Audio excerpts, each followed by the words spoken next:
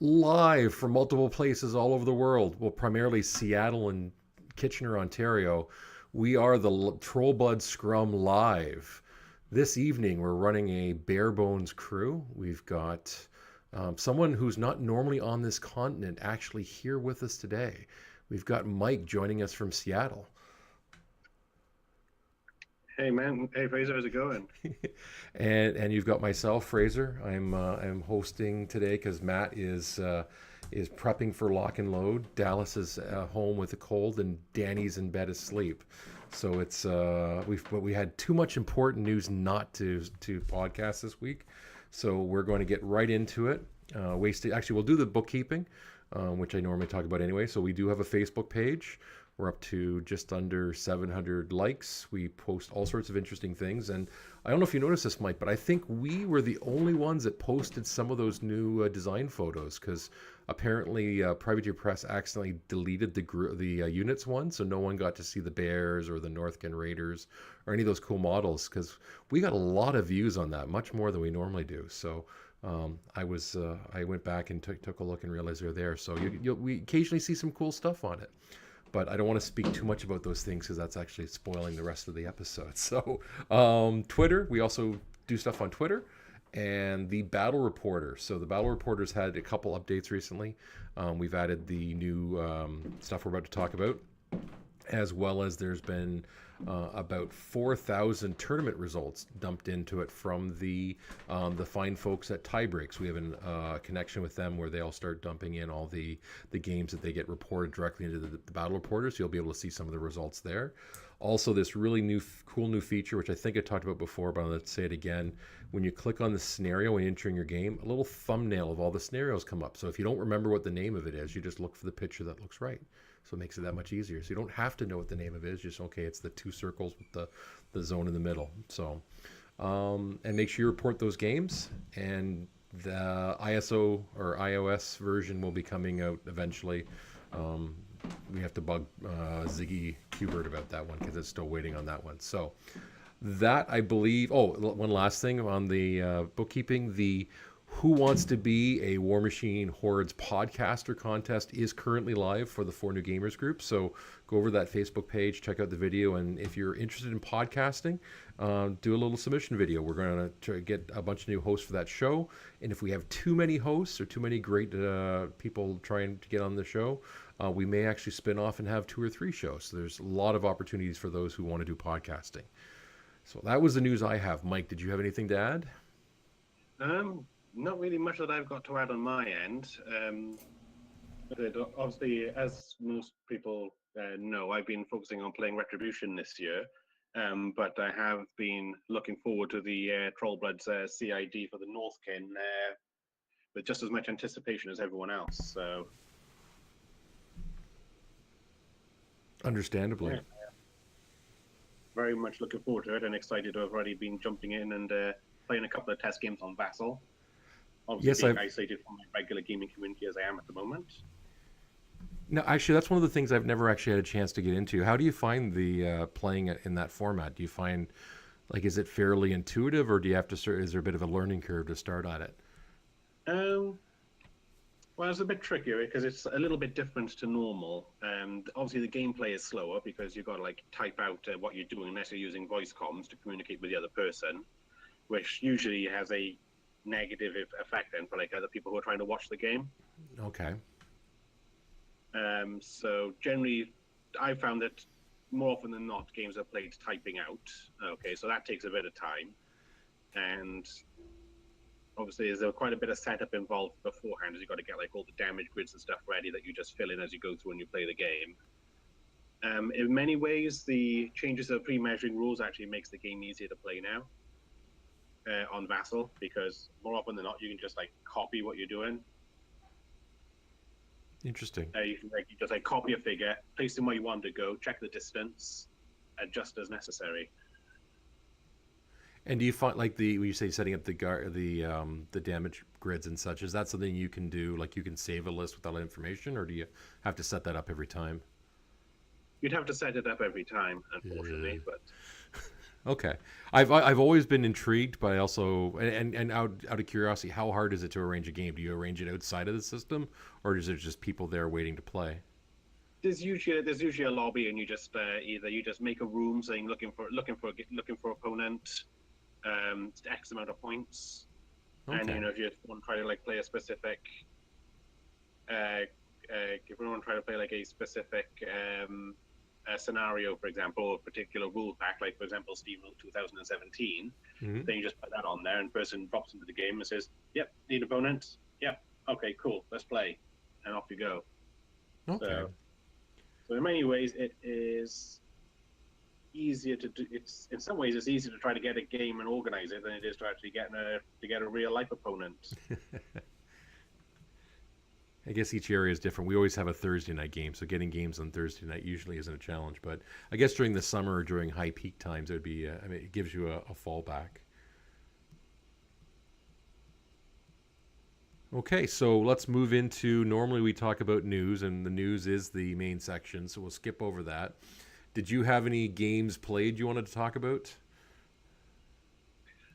Probably not many that would interest the Trollblood community, considering my current faction of choice. Dirty, dirty ret.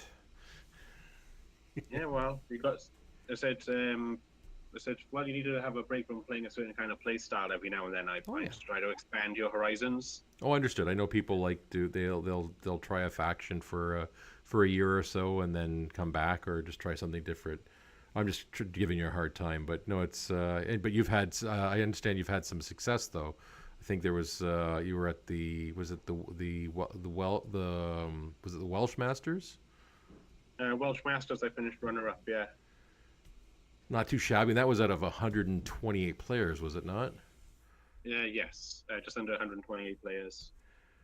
I think the some of those games were up on the James White's page, or his gaming group has a page, and I think they put the only game your game up was I think your only loss through that entire. It was. That's always the way. The game that gets streamed or get put up on YouTube is the one that you lose. I have a lot of games up on YouTube, so I can say that's an actual fact. So. But yeah, the one frustrating thing that I found is because I was playing ADR, but I wasn't playing Themelis, Mm-hmm. and every game going up against opponents are like 8 to 12 points up on you becomes annoying really quickly. Oh, I can see that. Yeah, there's been a number of discussions, and I think we'll leave that for another episode. But I think there's a lot of discussions on how you're almost forced to playing themeless right now if you want to be able to have that advantage. But if you want to be creative and try something else, you're going to play a few points down for most everyone else. Sure, yeah, that's right. Well, pretty much not even a few points down. It's enough points that you're talking like a full heavy warjack or war beast.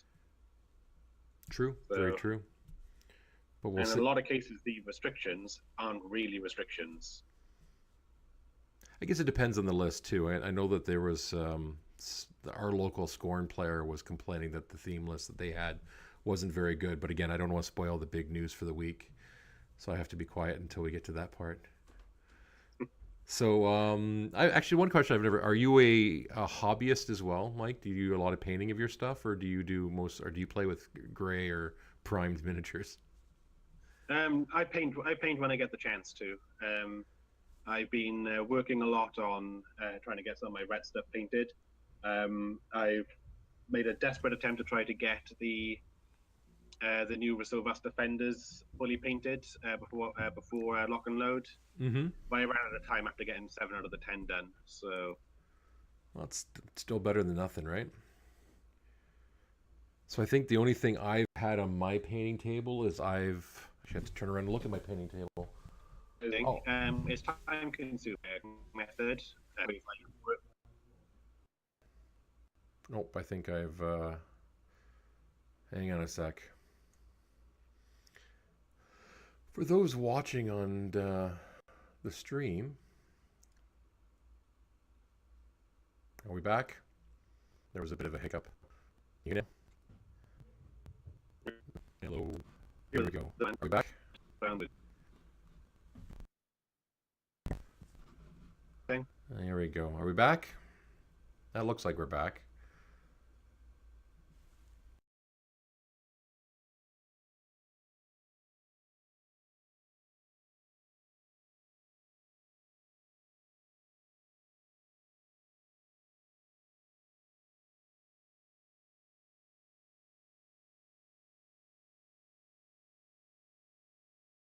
There we go. Can you hear me now?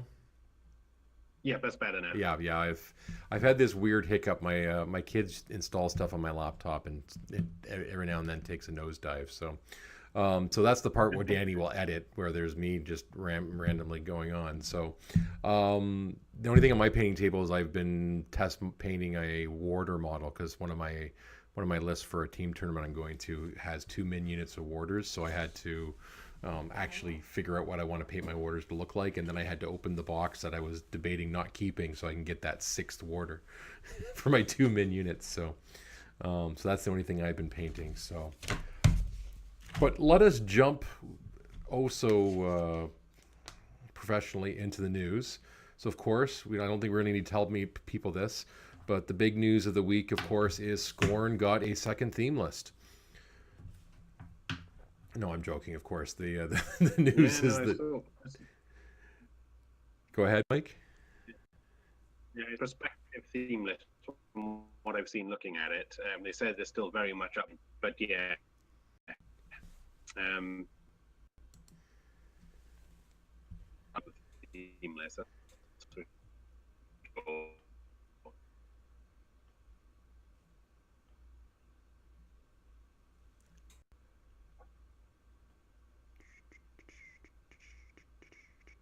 It appears that we've lost.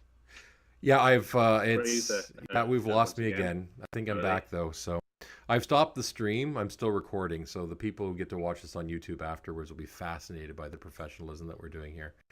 I have to wind up installing a different partition on my computer so my kids can't mess it up with the stuff that they install. So you can hear me okay again though? Yep, I can hear you again. Okay, so good thing Matt's not on. He gets all cross at me when this stuff happens. But I think I was joking about the Scorn, but I think the Scorn players are very happy. But of course, the big thing we're talking about is the fact that the Northkin CID finally landed, and that was waited for with with bated breath from everyone. And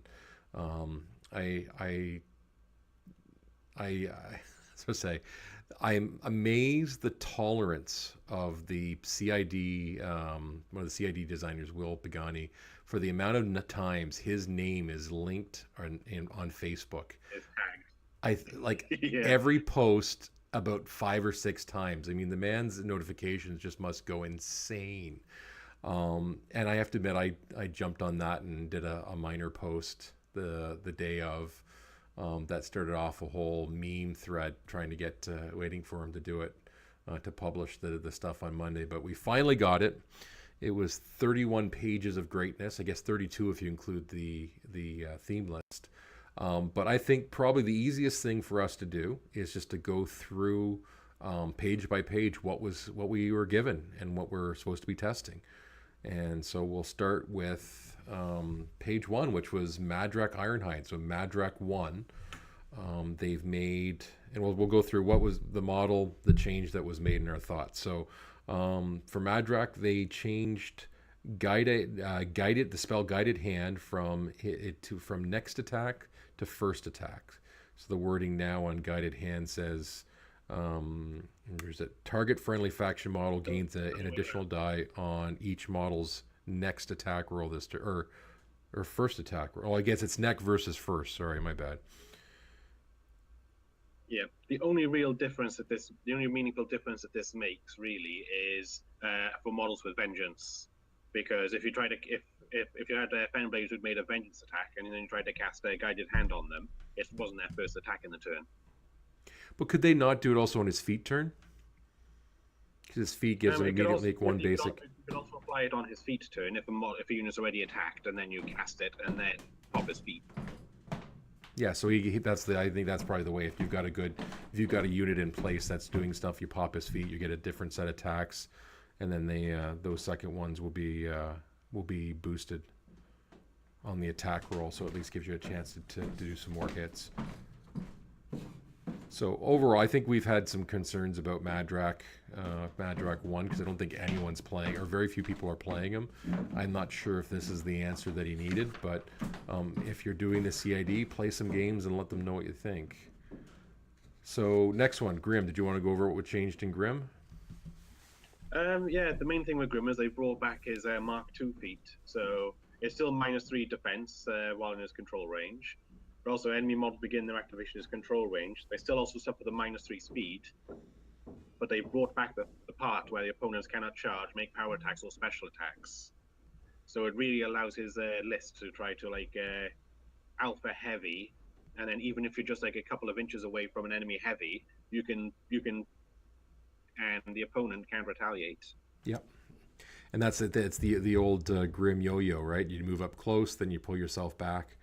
So yeah, I think this will hopefully make a big change, because I think this is really, a lot of people are saying that was the biggest thing they didn't like about him, the fact that the feat didn't prevent the charging like it did previously.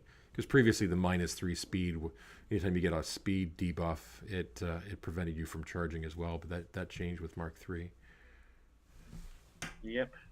So that's good. I'm curious how many people are going to try some of these rules when there's all the other good stuff that we haven't talked about yet. So we'll see. So moving on to the next one. So Borka 1. So basically they made a slight change to Mosh Pit, where when he casts Mosh Pit, any knockdown friendly faction models in his control range immediately stand up. So it means that they're able to get into play right away, which is good. Do you see that being a good improvement or something that was needed? I think it certainly helps Borka out a bit, because one of the biggest problems that he'd always encountered was because Borka 1's playstyle was naturally very infantry heavy. So he found that he would always struggle to have like foul callers to stand everything up, but then not have the mat buff from Warcry to be able to make them effective. Okay. So yeah, so that helps him out a bit. And it's certainly a quality of life change that I wouldn't argue about happening. Yep, it's a nice little tweak. It'll be interesting to see if they decide to do anything else. Because we haven't seen a lot of Borka, but with the new theme, it'll be interesting to see if he's taken a little bit more. Okay, moving on. Winter Troll. People really don't like this model, but I've actually brought him in some lists.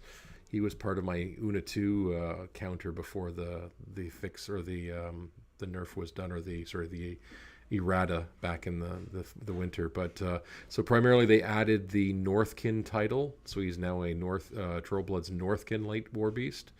Now Rat 5, which is good, because a Rat 4 spray was horrible, and he gains Pathfinder, which I don't think anyone would complain having a beast with native Pathfinder.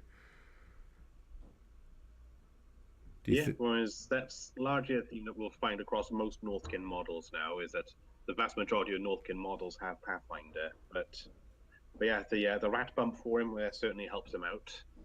It means that he can try to hit like a defense 12 model without having to boost and expect a hit. Correct. And if there's any other buffs that can be overlaid as well, that will definitely help as well. Yeah.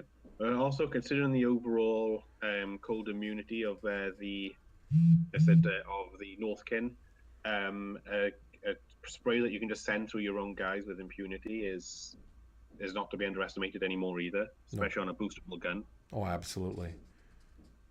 Yeah, because there's definitely ways to get, and there's ways to raise the base power on that one as well, which we'll talk about shortly. Next up, Earthborn Dire Troll, a point cheaper. So the model that everyone's beginning to realize is super awesome and a great price at 15 points, they've dropped down to 14. I guess there's no negative to that one? No, cheaper for the same. Can't argue with that. Now, the only thing... Considering Sorry, go ahead. Yeah, so considering the amount of push, knockdown, and stationary that's starting to come into the game, especially, for example, Retribution, who are one of the most common factions now, ironically. One of their big schnicks at the moment is controlling the battlefield through pushes. True. So it's like Earth's blessing becomes all the more pertinent. Oh, absolutely. I don't think there's a time in my last 3 or 4 games where I haven't cast that on my warlock just to make sure they weren't getting taken advantage of. But yeah, I think Yeah, that's but not only that, the only thing. And I actually was on touch on this on the actually I'll say this one the 1 point drop is nice, but I'm wondering if it'll have a slightly different impact. But I'll touch on that in a little bit and a couple more because I'll talk about it then. So next up, Creelstone. I think all of us were kind of worried they'd change it to a negative way. What did they do to it, Mike?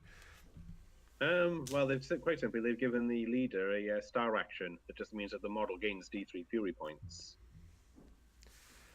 which is a huge quality of life change for the Krillstone. Oh, absolutely. Because for so long, troll players were faced with the conundrum of either going first and filling up the stone, or and then casting all their upkeeps in the second turn, or if they were forced to go second, you always either had to pick between putting a stone up or having your upkeeps in play before it comes to the important part of the turn, Mm-hmm. which is when the opponent can generally be able to reach out and touch you on the top of turn 2. So the Awaken the Stone action certainly helps out massively because you only have to put, like, say, 2 Fury into the stone. It spends 1 to use its action, walks up, it spends 1 to use its aura, up, then uses the action to gain D3 back. Yep. And the stone will generally always look after itself then for the rest of the game. Very true. My only thought was I know I like to run my stone the first couple turns just to get it in a good placement. So it being a star action means you can't run, so you're gonna have to choose whether or not you.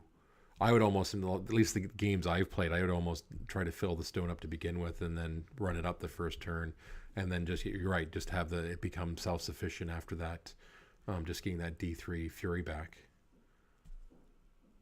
Yeah, the one thing that I have realized, and this is something I need to raise and double check on the CID forum, is because it is gaining Fury, that would mean it can go over and above its maximum.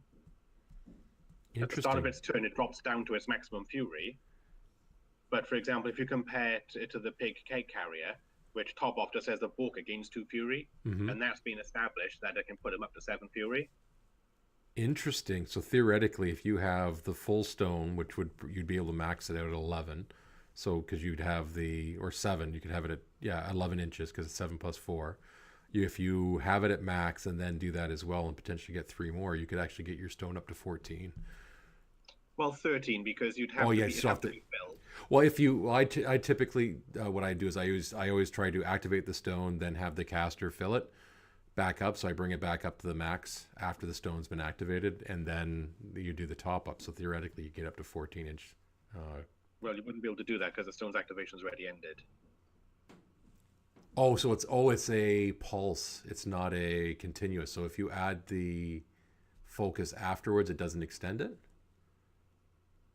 Well, no. So. Oh, I know. I'm reading it right now. So for one. Yeah, okay. But what you're talking about, where you're trying to do the top up, you've already activated the Creelstone and left it.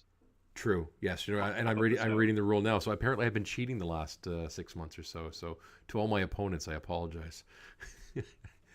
Well, no. Before you could always top up the stone afterwards. Yeah, but you won't But get. with the fact that this will put you above the maximum, that means you couldn't top it up with your Warlock after. If you're seeing what I'm saying. So Stone Activate has 7 Fury in it. Yes. Stone pops Aura, walks up, uses the action, gains D3 Fury. So in theory, it can have a maximum of 9 Fury in it. Okay. But your Warlock can no longer Fury into it because it's above its maximum. Understood. There you go. Yep. Math is just need the math explained a couple times, and then I'm there. I'm all good. So yes, you'd already be. Yeah, that makes perfect sense. There we go. Thank you. So I think the only thing about this one is that people were wondering if the aura would change similar to what they're using for the new Grimkin aura, where it didn't require something to activate it. It just happened based on the number of, I think it was souls or corpses. I can't remember if souls or corpses. Corpses. But I think this still works. I mean, it still costs a fury to activate it, but you have the potential to get that back plus additional one each turn. It's kind of a win-win for us. I think this is, if anything, this may be even a better option. Yeah. So far as I can see it, whereas the Awaken the Stone is a huge quality of life change for the Real Stone. There's very little reason for it not to have it.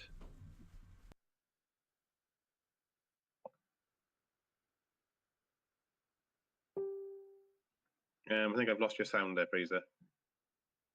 I put myself on mute. I said I think the other complaint was the cost, the overall point cost, and people are looking for that to drop by about 1 or 2. But I think the gaining of the Awaken the Stone definitely would mitigate some of those concerns. I think at 6 points or 9 points, knowing it's pretty much self-sufficient after the first turn or two, you're doing pretty well. Yeah, but pretty much mitigates that. So. Yeah, exactly. Okay, moving on. Trollkin Champions.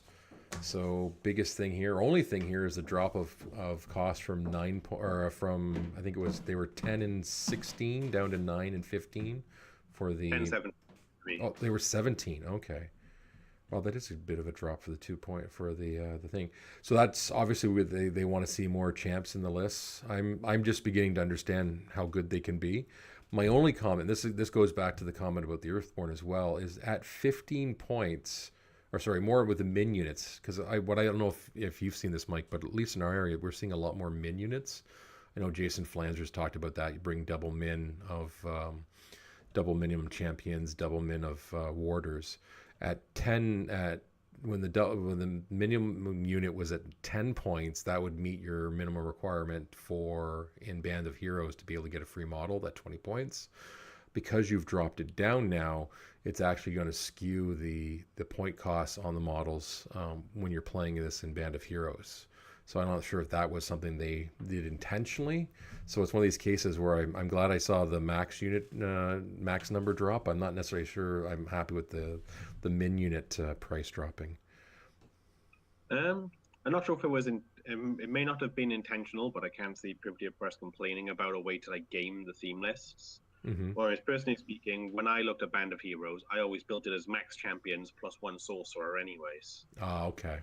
So that took 20 points, which would hit your limit. But even now you wouldn't be able to do that because they'd only put you 18, right? Because the sorcerer's 3 points.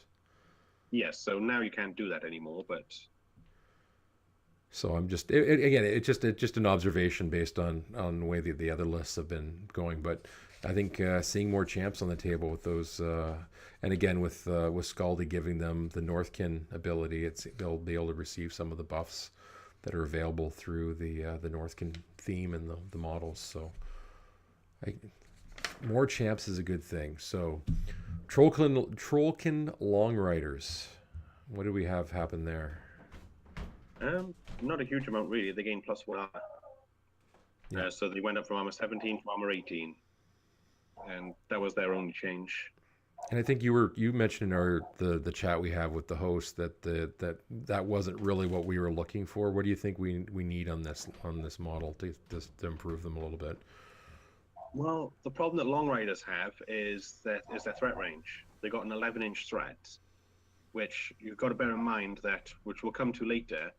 But there are a lot of infantry units that have the same threat range or higher. Fenblades have the same threat range, higher when they use their mini feat. Mm-hmm. Under the Northkin Elders aura, which we'll discuss later, the Northkin Raiders have the same threat range, or longer if they're using their bombs. So at the moment, Long Riders, yes, they're basically like a speed 7 heavy infantry unit with 8 boxes. That's the only way I can describe them at the moment. So I don't think that +1 armor fixes their problem. They either need a way to temporarily extend their threat range, or just have reach 2 melee weapons. Yeah, and they had 2-inch reach in Mark II, did they not? They did. Yeah. So okay. Well, that may be some feedback so anyone who's playing some games maybe suggest that they just couldn't quite get where they needed to be. So next up, Rock. So Rock had a point drop from, I think it was 21 points down to 19, so a 2 point drop. Everything else remains the same.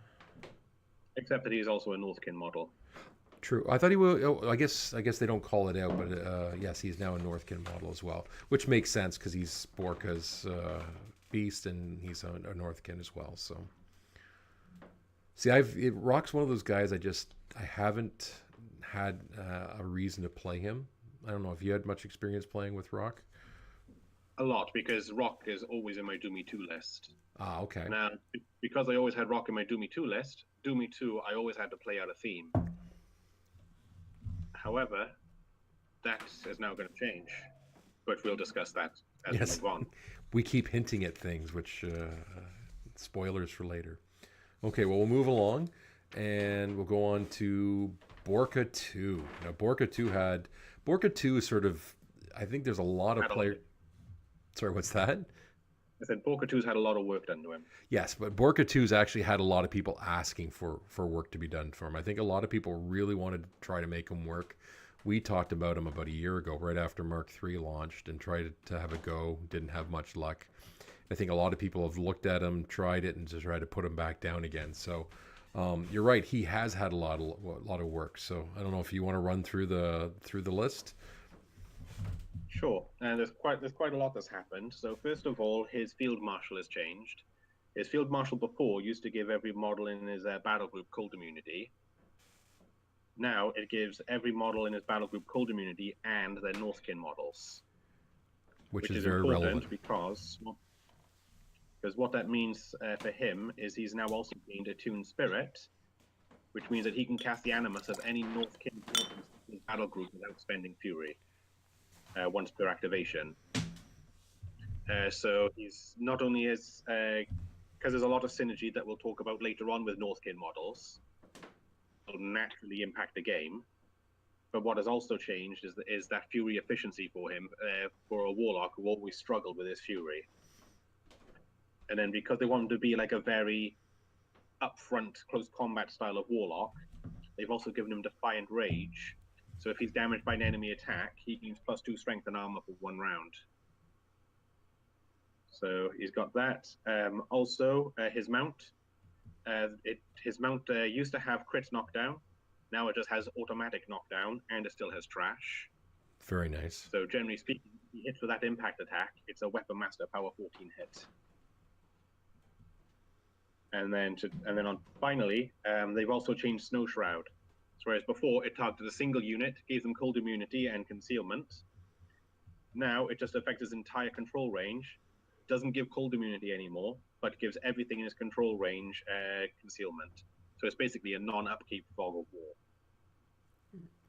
Very nice, because I think and as we'll touch on, a lot of the models he's going to be bringing already have that immunity cold, so it doesn't that isn't necessarily a thing to worry about. Oh, and his War Beast points dropped from 29 to 27 as well. Yeah, so yeah, he did lose 2 War Beast points. But I think from what he gained on the fact that his mount now automatically knocks down, the change to the Defiant Rage definitely is a boost. The one thing I was kind of surprised, because I thought one of the way they tried to address his issues was with the Fury of 5 was to bump his Fury by 1 or 2.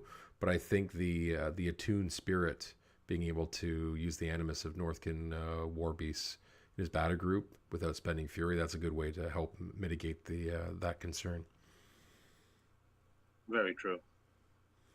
But so what would you do? You think this is enough to get people put him on the table? Like, do you think he's durable enough with the Defiant Rage and with the and being a little bit tougher that way? I think it helps. I still feel that he's kind of like self-contradictory, because he's got Battle Charge, which gives his whole battle group counter charge, so it implies that he wants to run a big battle group. However, he is still Fury 5 in a faction with no real ways to remove Fury outside of whelps at the start of your next turn. True. If the opponent has been accommodating enough to leave them alive. True enough. And if you've telegraphed that you've put out more Fury than you can take back, considering the traditionally very low thresholds on troll war beasts, you'd always try to take the opportunity to kill a whelp that you see is within an inch of a war beast. It'd be interesting. I mean, that's one of the things you could potentially bring Rock, have him go hot when he's going to frenzy, anyways. Due to what's his spell that, or his animus? Primal. Thank you. When he's on a primal, you can just leave all your fury on him and then take it back from everyone. But you're right, it does encourage a larger group, and I mean, you sometimes want to take a colossal with them, but with the colossals having such even a lower threshold than the beasts, that's even more of a dangerous thing to try. Yeah, and the thing is, while his feat is still powerful, especially considering this huge amounts of cold immune models that he's now going to have access to, it's still a very small control range, so it does still promote a very brick style of gameplay. Agreed. But I think he will see a lot of table time, and I'm sure that he's going to still go through like another 1 or 2 iterations while they just try to get him where they want him to be. Agreed. I think this is the one model that a lot of people want to see do well, and I think a lot of them are going to put him through his paces over the next couple weeks. Yeah, I think it's because people want to see all of the bears. We're all about the bears. All the bears. Well, I've got my converted long rider unit that are made up of bear riders. Oh, that's so awesome. That would explain the range, though, compared to buffaloes or tuffaloes. Moving on, we've got the Sea King, which I think everyone was kind of shocked to see. The change was a drop in points by 6 points. They went from 42 to 36, and then the range of the vomit swarm went up from 8 inches to 10 inches. So a 36 point. So this is basically the same point as a Mountain King. With a 4-inch reach and all the other shenanigans that he brings along with him. So I think people are going to bring him. I think the biggest complaint that we had for most everybody for the Sea King was the point cost, and I think they've addressed that. They've given it a little bit better range on the gun. I think you're going to see on the table like crazy now. I think people actually go out and buy the model. Yeah. Well, I mean, it's my Doomy 2 list. I was considering putting a Sea King in even at 42 points just because Doomy 2's threat range with him was just that ridiculous. But now there's very little reason not to ever put it in there at 36. Completely agree. And I know a lot of people have said the same thing we've seen it of people playing at 42 points. I know there's a player here locally, John Henry, who plays them with Calandra and really enjoyed it. And I know people did not like playing against him. And so at 36 points, it just will make things so much easier to include them in that list. Although I'm sure you'll see a lot of proxied Sea Kings for the first little while until people are convinced. But they're more likely to put them in the list now. I've got a couple Sea King lists that I'm toying around with, just to see how they play out. One thing that we did was the Glacier King. The only change was, again, he gained Northkin. True. I didn't put him on my list because that was the only change that I didn't think that was important enough to waste a sheet of paper on. Well, to waste a printed sheet of paper on, maybe, but it's an important change nonetheless. True. Yes, it as we will find out shortly. So that's all the stuff that we've known about before, or models we've seen before, and we've just seen minor tweaks. Now it's like on Christmas morning when you open up all your socks, your sweaters or jumpers or all those other stuff. Now you're getting into like the toys, the fun stuff. So first thing on the list, Mike, what was the first thing on the first new toy we got?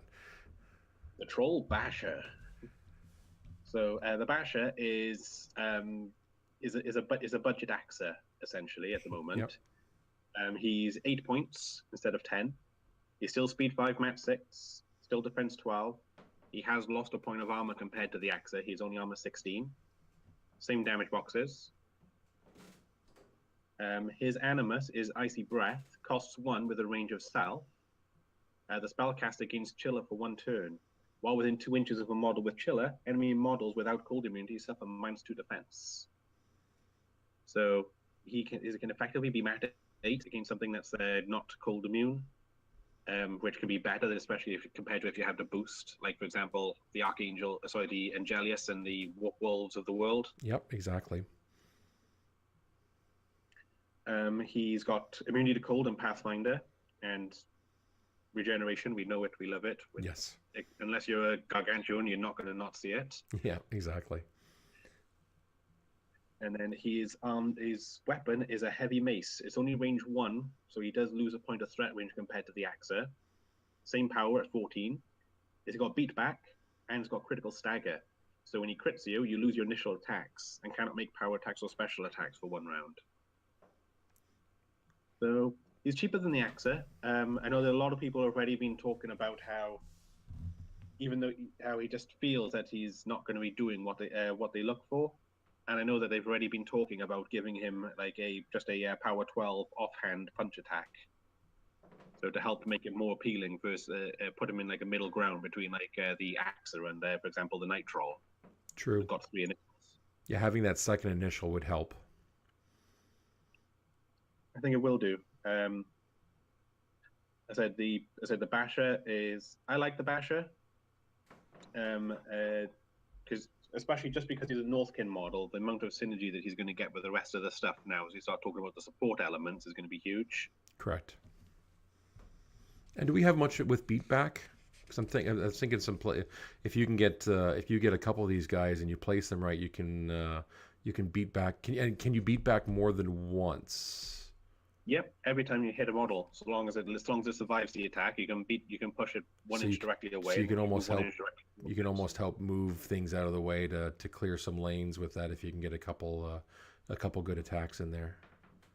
Yeah. Whereas the only access to beatback we had before was with Ragnar's spell, because Pummeler gives you +2 strength and beatback. True. Okay. Good. Well, I think having a less expensive throwaway beast. I mean, the fact that he has Pathfinder natively will be make a big difference. Not that we encourage spamming, but I can see running like 2 or 3 of these just as a front, just to clear out some space or just to make some room and give your opponent something to chew through. I mean, it's only 22 boxes, armor 18 or armor 16, so 18 under the stone. But it's definitely something they'd have to put some attacks into, but if you can get that if you can get some of those beatbacks into, that'd be good. I like it. I think it has potential. It's in my list. I'm trying tomorrow, so we'll see if I like it after actually putting them on the table for and not just theory crafting. So next beast, the Ice Troll, the Trollblood Northkin Light War Beast. This is a Speed 5, Strength 9, Mat 6, Rat 5, Def 12, Armor 16, Fury 3, 9 points. Same as the Basher, 22 damage boxes. His Animus is Recoil. Spellcaster gains Swift Hunter. Recoil lasts for 1 turn. So basically, if you destroy a model with a basic ranged attack, immediately after the attack is resolved, you can advance up to 2 inches. I don't know. I've never seen a case where Swift Hunters actually work to my advantage, but it's probably just me. So he has Immunity Cold and Pathfinder, as we said, sort of a theme we're seeing through this for the beasts. He has the Thrown Ice Spear, which is a range 10, rate of fire 1, POW 13. Critical freeze, so on a critical hit, the model becomes stationary unless it has Immunity Cold.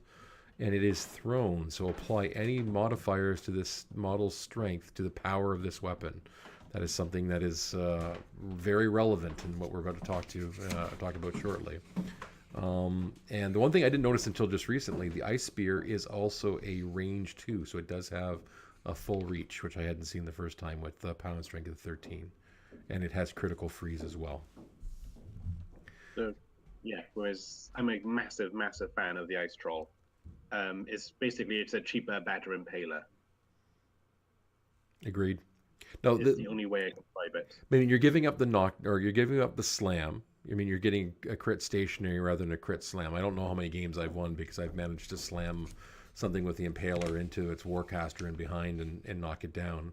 But I think for 2 points less, that's good. I mean, you're losing your Far Strike, But at range 10, you're at least you're 2 inches closer than you would be with you had if you didn't have far strike, or if you did have, you're 2 inches less if you did have far strike. There we go. Yeah, I'm curious to see how this one plays out. I think I'm going to get more luck out of the basher than I am the ice troll, but that's probably just my play style. I see. Now the ice is now critical stationary. Critical stationary I rate higher than critical smite, because there's a lot of stuff that has like resistance to slams or immune to knockdowns, but stationary is a far less common immunity. True. And there's nothing worse than trying to soften something up that you want to try to take out. You critical slam it, and you knock it out of the threat range of everything else that wants to attack it. Very true. So I think that so I'm a massive fan of the ice troll, and it has got some serious shenanigans to it. Now, do you see taking more than one, or do you see him doing having a couple of them, or have you given it that much thought yet? I've already written a Gunbjorn list that has 3 of them. 3? That's good to know. We may have to get you to share that onto the Facebook page. Okay, I just realized we're at 1:45 and we've still got a bunch of pages to go through. So, on to the Northkin Bear Handlers and the Battle Bears. I think this is probably by far the most positively received unit. Why don't you walk us through the Bears? Well, I think the Bears will walk through you, really, but so to start with the Bear Handler, he's nothing special. He's speed 6, mat 6, defense 12, armor 15, command 9. He's got advanced deployment, immunity to cold. He's the officer of the unit. He's got Pathfinder, tough. He gives the unit ambush. He's got gang, and while he's alive, the unit has prowl, and he's a Trollkin model, and he has 1 power 10 attack. So he by himself is nothing special. But the Bears. Oh, the Bears. You've got the Bears. The Bears are speed 7, mat 6, defense 12, armor 17. Everyone in the unit has 8 damage boxes. The Bears also have advanced deployment, immunity to cold, Pathfinder, tough, ambush, gang. They also have unyielding, so they are armor 19 in close combat, 21 under a Krillstone. They have 2 power 13 attacks each and a power 14. Now, when you look at the basic stat line, they don't sound all that scary. However, once you factor in gang, they are mat 8. There's a mat 8 unit that has 4 power 15 attacks, 2 power 16 attacks, and a power 12. Yep. And there's more, which we will come on to in a moment. Yes, there's ways to get that even better. I played a game on Vassal last night after I arrived in Seattle, and I took Madrak 2 on unit of Battle Bears. And the Battle Bears wiped out a conquest from full health in a single round. So, oh, that's wonderful. Now, do you the advanced the thing I've always focused on is the advanced deployment, or not? Sorry, the ambush. So, do you see? Is it beneficial ambushing both if you take 2 units? Do you think taking one, keeping one back, and keeping one for ambushing? Like I was thinking, run one on one flank so that your opponent doesn't want to do anything on that side, and then ambush because they're forced over to the other side. Ambush from that side. I would if I took 2 units, I would ambush one. I wouldn't ambush both, because just 18 points that you're taking out of your front line essentially. Agreed. But the second unit, I wouldn't be running on a flank. I'd be running them in front of a Glacier King. Ah, yes, because they didn't get concealment, correct? Correct. So it's a unit with a lot of damage boxes and armor with stealth that the opponent can't trample through to try to get to your Glacier King. That also has a huge threat range. Ooh, very because they've got nice. an 11-inch threat range by themselves right off the bat, and they have baked-in Pathfinder. Yep. Never thought about putting them that way and getting that benefit. So they're sitting back. So I would have thought I'd run them. You'd want to run them because they're advanced deployment. You want to run them up ahead, but then you're just basically putting big targets on their backs. Yep, and now the thing is, running a unit on the flank might sound great, but the opponent, because you've got a really hard-hitting flanking unit anyways, in one unit of Bez on the in ambush mode, never going to feed you anything on the flank anyway. Yeah, true. Especially if they know that ahead of So time. yeah, I don't think that the Bears are going to, against savvy opponents. They're not going to find much to eat on the flanks. Okay. Where they will serve their purpose is forcing things to funnel into the middle. Yep. The threat of them on being on the flanks is enough to worry people. Very much so. Interesting. Okay, so we're going to move on. I think we'll talk about our favorite ones afterwards. So, Northkin Elder. This is a Northkin. It's a Trollblood command attachment for the Krillstone. So this is a new Elder. He is 4 points. He apparently has eyeless sight, but when in the forums they mentioned someone checked the wrong box, so he does not have eyeless sight. It was just a mistake on that one. I guess they have a form they check. So he gives the Storm Warp 3 new abilities. So the first one is Stone Cold. So while in the area affected by the unit's protective aura, friendly Northkin warrior models gain +2 strength. Stone Cold lasts for 1 turn, so it is calling out the Northkin warrior models. Wild Wind, so things like champions would get that as well, and the ones we'll talk about shortly, the Northkin Fire Eaters. Wild Winds, this unit and friendly Northkin models activating with this area and within the protective aura gain +1 speed. So this one calls out units and friendly Northkin models, so this would affect the War Beast, of course. So if you wanted to get your War Beast a little bit faster, getting that +1 speed definitely would help. And Winter Magic, friendly models make a cold damage. When a friendly model makes a cold damage roll, when in the area of this the protective aura, add +2 to that roll. Winter Magic lasts for 1 round. So so you're basically adding +2 to the roll. So that would affect things like the Winter Troll Spray, Rock Spray, and I believe the Glacier King's shots as well, correct? Glacier King shots. The Ice Troll Spears are also cold when they're thrown. Yep, so there's a good way to get a +2, a nice buff on top of anything else you put on there. Also, it has Tactics Northkin, so models in this unit gain or become Northkin models and gain immunity cold. So all the other abilities that we want to see in this. So definitely an interesting take. He is 1 point more than the standard Elder, but I think with this, if you're playing Northkin heavy, this is the Elder you're going to want to bring. Yeah, absolutely. He's the power piece. He's the linchpin behind the army. Absolutely. Now, do you find that you're and again, this is almost encouraging to play heavier melee troop units because of the +2 strength, because the warriors gain +2 strength. I mean, the +1 speed is nice, and the +2 to the magic or the cold damage rolls is nice, but I think what you're getting this is a +2 strength for the warrior models. Well, it depends on your playstyle. Like I said, I've written a Gunbjorn list that's got 3 Glacier King and 3 Ice Trolls in it. And I've got the Northkin Elder purely for the +2 to cold damage rolls. Ah, yes, because then you would get the Glacier King would go from 14 to 16, right? Yep. So there's 3 POW 16 shots, and then your Ice Troll would go from 13 to 15. Except I also have a Mauler in there.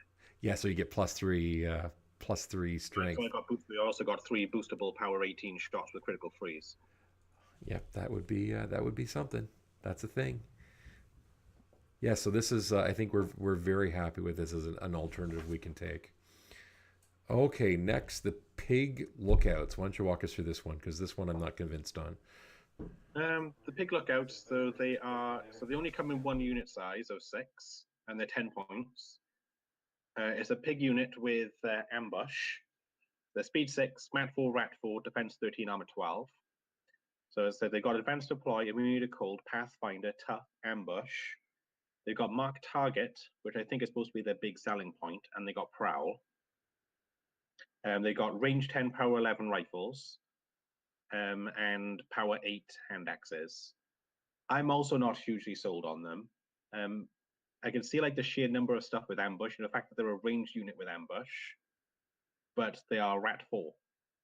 Yeah, So unless you can get one of them close enough to give everybody else +2 to hit, you got a rat 4 unit with no combined ranged attack. yeah, that was my Now the only thing, the biggest thing I think this unit has going for them, the models look fantastic. Did you see the one with the little snowman with the thing poking out of it? Yeah. So they've got a gorgeous model, but that rat 4 just is making me think that's not necessarily one. I mean, maybe if you're using it to contest it because you've got the prowl, so if you can get it into something into concealment, you can get it having stealth. But I'm still not convinced. But hopefully we'll see some gameplay and maybe they'll make some tweaks to that unit because I don't think I'm curious how many people play it based on that. So moving along because we're quickly running out of time, we have a new caster. Called Grimma Stone Truth, the Winter Witch. You want to walk us through this one, Mike? Yeah, I'm a fan of her. She still needs a little bit of work, but I like where they're going with her. So she's speed 5, mat 6, defense 14, armor 15. So she is fragile. She's got 15 damage boxes, and she is Fury 7. Her feat is that enemy models currently in a control range are pushed 2 inches directly away from her in the order you choose. Enemy models without immunity to cold that end their activations in a control range suffer blind for 1 round.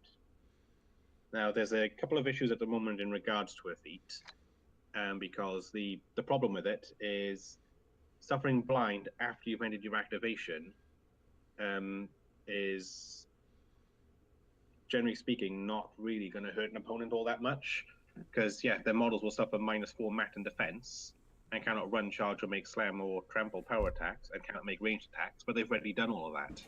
Exactly. And because blind will end at the start of their next turn, the only real part of it is -4 defense.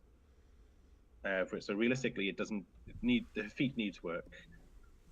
But that aside, her other abilities, she's also immune to cold and has Pathfinder, and she's got Tough. She has Arcane Vortex, so she can immediately negate any spell that targets her or a model within 3 inches of her by spending a Fury point. Negated spell does not take effect, but its cost remains spent. It's a handy ability.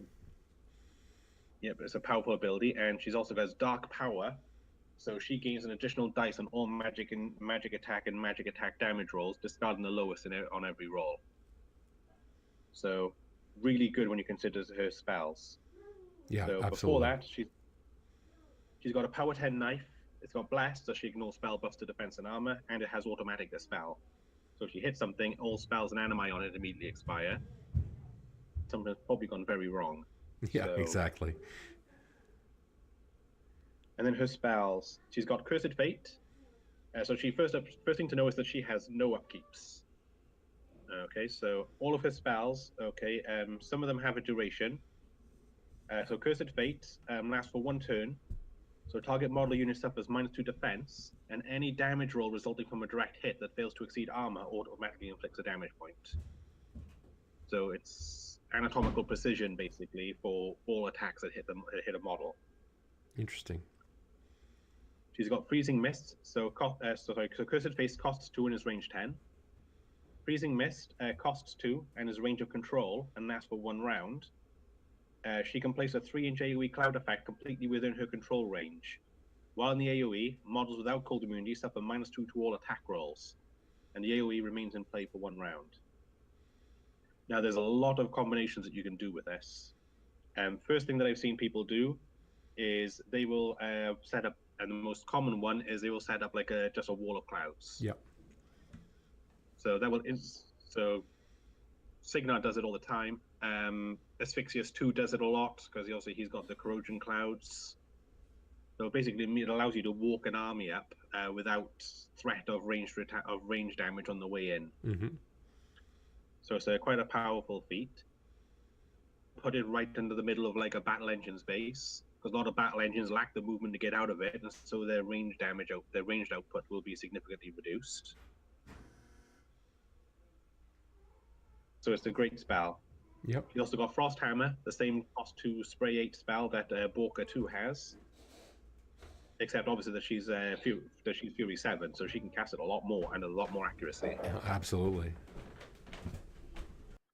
Her little mini signs and portents, and on top of that, with the Northkin Elder, those can be power 14 sprays with no effort. So yeah, those are formidable. Cost 2, range 10. Well, you know Hunter's Mark. It's on Lanissa Rissel, the Nist Sorceress. It's exactly the same ability, but it costs her 2 Fury to cast it.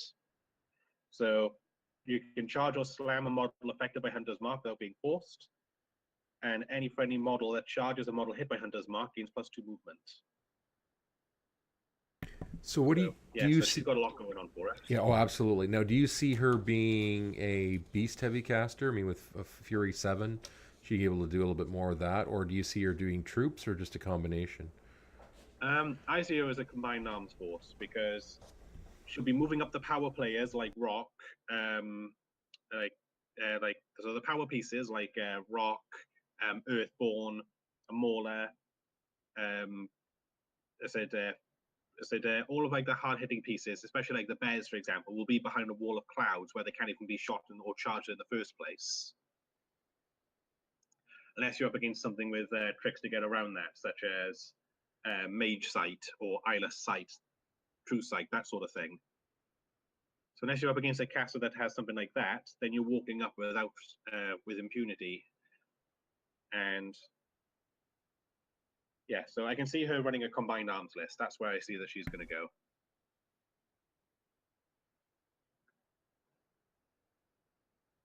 And we got 3 more entries left. Yep, so we've got Valka Curseborn, Chieftain of the North.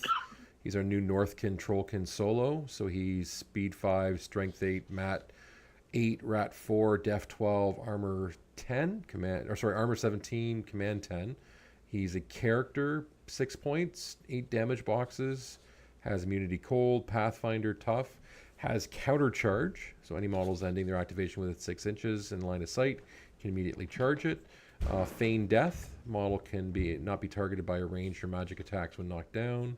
Retaliatory Strike means if this is models hit by an melee attack, he can attack back. Righteous Vengeance, if one or more friendly faction models is destroyed or removed from play by enemy attacks within 5 inches, he can, in his maintenance phase, he can move up to 3 inches, make 1 basic melee attack. Is Righteous Vengeance always been 3 inches? I thought it was 2 inches.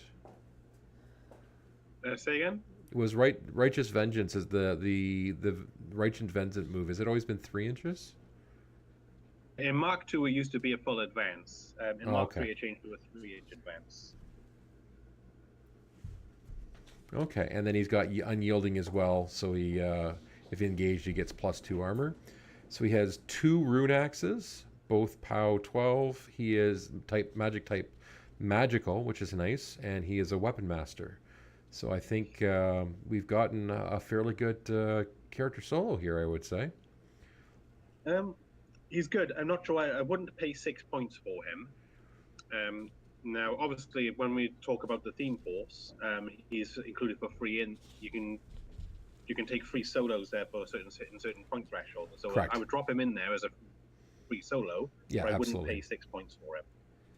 I think it's nice to have another weapon master. I mean, he does bring, mostly his stuff is for him than anything else. But actually, I had a question about the Feign Death. If you're somewhere where you're not knocked down, do you always have if you have an ability that doesn't let you knock down? Say, Stumbling Drunk says you don't get knocked down. Is that a mandatory option, or can you choose to be knocked down? Well, at the moment, Stumbling Drunk is mandatory. Okay, so it is mandatory. Okay, so that. Not that I'm hinting at something that we're about to talk about. So, I like him. I'm going to play him tomorrow, so I'll probably have a better feel for him tomorrow. But getting him for free definitely is better than having to pay for him if you're paying the theme list. So, next up, the Heartgut Hooch Hauler. Try saying that 3 times fast. So this is our new battle engine, Northkin battle engine. Speed 7, Strength 14, Mat 6, Rat 5, Def 9, boo. Armor 19, Command 10. Point cost 18, 36 damage boxes, gotta like that. The Hauler is Immunity Cold, Pathfinder. It has a rule called Beer Wagon. Well within 5 inches, friendly Northkin War Beast and Warrior models gain Stumbling Drunk. And we all love Stumbling Drunk. He has dual attack and reposition 3. And Veteran Leader Northkin. Well in this model's command range, which is 10. Other Northkin models gain +1 to attack rolls. So there's a really nice little buff right there, which we'll talk about how. We've already talked about some of the things that'll help with. I mean, getting even a +1 to your Glacier King shots would be helpful, or your Ice Troll. Well, yeah, because they're just Northkin models, not warrior models. So Northkin War Beast will also benefit. Yeah. So and that really makes you want to put the hauler in the middle of the action. You want to get him as much coverage as you can. So he's going to be center. So his weapons, he has Torch ×2. This is the first time we've had weapons that are left and right arc. So there's one on the left, one on the right. It's a 10-inch spray, POW 12, continuous fire, damage type fire. There's the cask bomb, which is a range 8, rate of fire 1, AoE 4, POW 16, which is continuous fire and damage type fire. It has high proof. Models hit by this suffer oil for 1 round, and models that are affected by oil suffer a fire damage roll, and that roll is automatically boosted. He also has rear attack. When declaring attacks with this weapons, models can be targeted in its back arc. I did not see that rule. That is fantastic. Yeah. So so basically, it's got a 360-degree arc of fire on the cask bomb. Oh, target it's in. I misread that. Sorry, you can tell it's late and I've been drinking. So, I was thinking you target the back arc of the model you're trying to shoot at, rather than being you can shoot from your back arc. There we go. Gotcha. Yeah. So yes, he has 360. Not nearly as good as I had a moment there. So, oil is nice. Obviously, an oil is fantastic because then that ties into if you're bringing Northkin Fire Eaters or anything else with fire, which we're about to talk about. I did have a question though. It says model hit by this attack suffer oil. So if this misses its initial and scatters, the blast is still considered being hit. So is anything under the blast being hit by the oil? Correct. Okay, perfect. Then that makes so much more sense. And AoE 4 definitely is helpful for that. The mount has POW 14 knockdown and trampling hooves, so it can this model can make charge attacks with this weapon in addition to making impact attacks. And then they have some tactics. So I don't see a reason why, if you're doing anything with fire, why you would, or with a lot of Northkin troop models, why you would not bring this. Exactly. The Hoot Hauler is, I said, it's actually really good in comparison to the War Wagon. They both fulfill different roles in the lists, but they both do them in different ways. Well, this is definitely more. The Hoot Hauler's got a bit more support. That was going to be my point. Seems like more of a support piece with some good damage output, where the War Wagons seem to be just, let's just knock things down, clear some paths, create enough carnage as we can before we get and tie your opponent up as long as you can before you die. This is more you're not quite as aggressive with it because you wanted the support piece to last longer. And under the stone at armor 21 with 36 boxes, and more than likely you're going to have at least something screening it, so they're not going to be able to get a lot to damage it. It should last you most of the game, or you'll want it to last most of the game. Yeah, and one of the important things as well about the Hoot Hauler compared to the War Wagon is its damage output. The Hoot Hauler does more damage than the War Wagon. Agreed. Because it's 1 less power on its main gun, 4 less range, admittedly. But then it's got 2 spray 12s, and what's important is how oil combos with all of that. Correct. So you got a boosted power 16 with boosted power 8 blasts and boosted power 12 sprays. Yeah, it's the range 8. I mean, but you can still put. Can you put snipe on that or far strike onto that? Like you can put Gunny. snipe on it, but only if you're running Gunbjorn. Yeah, I say Gunny would be able to put snipe on it. So. But if you are running Gunbjorn, it also means you likely have Dozer, which means that your War Wagon your Hoot Hauler is going to be Rat 7. Oh, I like Rat 7. I like Rat 7 much better than I like Rat 5. Yeah, I think this is going to be, and I don't know if you've seen the picture of of the artwork for it, but yeah, I immediately said I have to have one, maybe two. It it looks fantastic. They really outdid themselves with that model. Not Yep. subtle at all. And That's then the these best are part. last new unit. Last new unit is the Northkin Raiders, frontline troop of the Northkin. They are speed 6, strength 7, match 6, rat 5, defense 13, armor 14, command 7. They either have 6 of them for 9 points or 10 of them for 15. They got advanced deployment, immunity to cold, and pathfinder. Funny that. They Yep. also have tough and they have quick work. So they got power 11 swords with a 1-inch reach, and they got range 8 AoE 3 power 12 bombs that cause automatic fire and are fire damage type. Very nice. Now, by themselves, okay, these already sound great, okay, but once you factor in the fact that you've got the hooch hauler, so if you're going after one big target, Mm-hmm. your hooch hauler has set something on fire, and then your raiders are walking up with rat 6 to hit because of veteran leader, and they're now throwing boosted power 12 bombs. Yep, that's a thing. It most definitely is a thing. Yeah, I'm also a big fan of Northkin Raiders. They are 4 points more than Creel Warriors, like the max unit. Mm-hmm. But I feel that everything that they do more than justifies it. For starters, advanced deployment helps them establish board position. To everything that the Northkin do, especially Borka 2 and any sort of sprays or whatever that you're sending through the unit. Correct. Baked in Pathfinder is also great. Quick work means that they can charge in, kill chaff, and still throw bombs afterwards. Exactly. And they also then serve a purpose of being able to throw a bomb and lighting up your fire eaters for you. True. Very true. And get them in a couple. So also means then that you don't have to necessarily take a pyre troll in your list. No, and that's there may be some sad pyre trolls in the near future. So those are the new models. I'm skipping over the new minions solo because we're already a little bit over time. So last thing of note is the new Themelis, which is called Storm of the North. So army can be used can only include the following Trollblood models. So Warcaster, non-character War Beast, Rock. Now this is the first time I know we can use a character War Beast in a theme. Is there any theme so far that they've allowed for a character War Beast? Quite a few. Okay, so I just apparently don't pay enough attention to them. Children of the Dragon, for example, for Legion, can take both Zuriel and Azrael.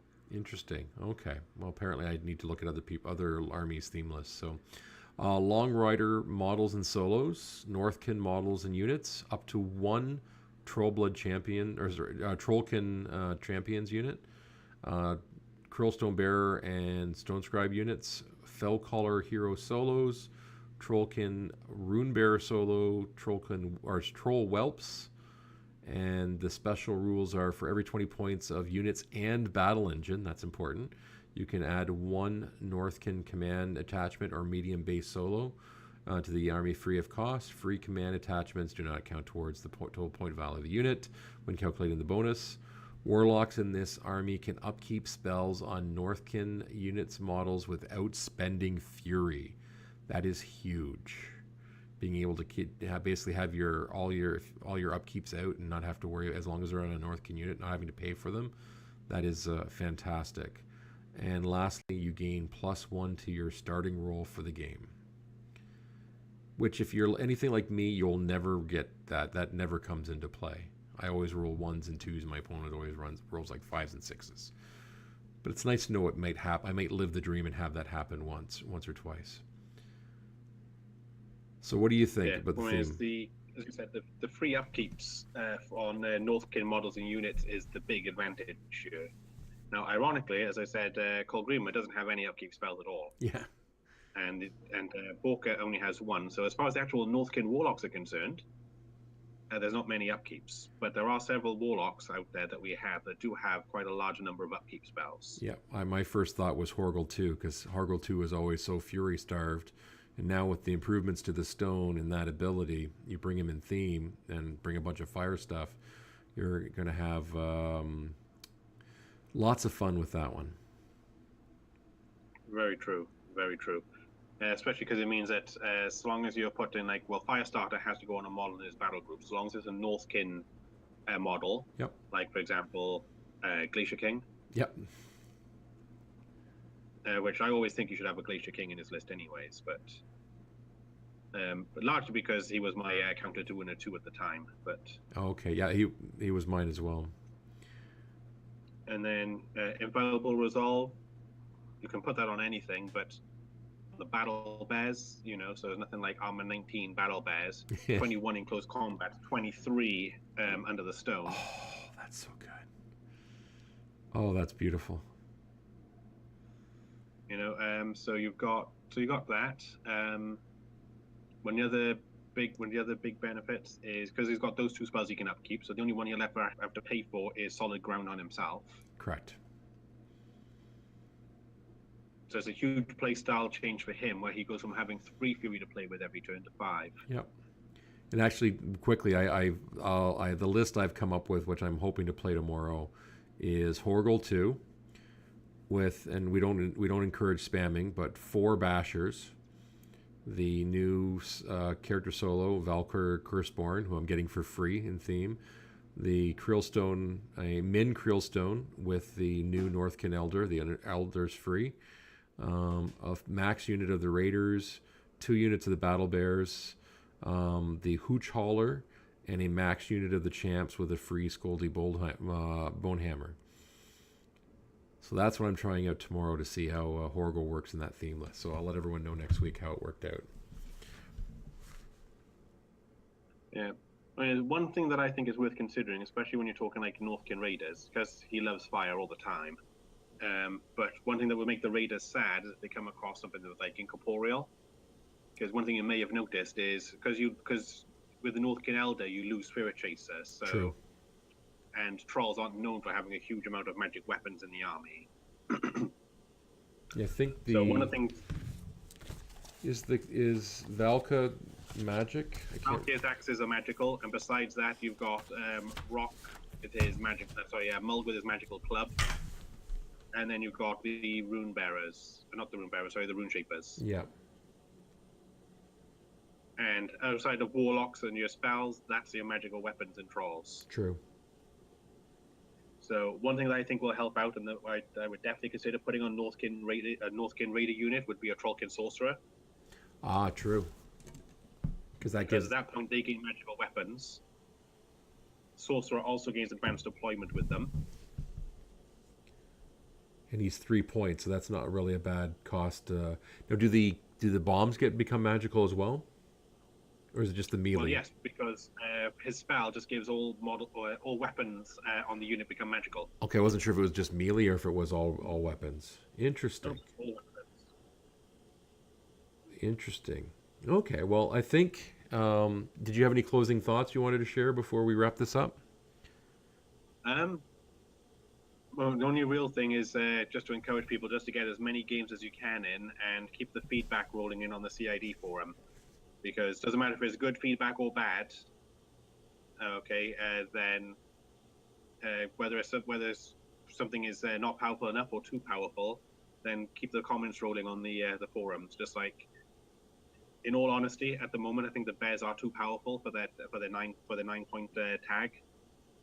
And I've already given my feedback towards that respect as well, because ultimately, as much as we want to have like all the cool stuff, we also need to have it as balanced stuff. Otherwise, it ruins the game for everyone. Yeah, agreed. Having all the super awesome tech makes it frustrating for others, and that means they're not going to get anything else good in the future. But no, I think that's the general consensus: is they're probably a point or two too expensive, or they've got too much ability. But I want to play them at least once or twice before they take it away from us.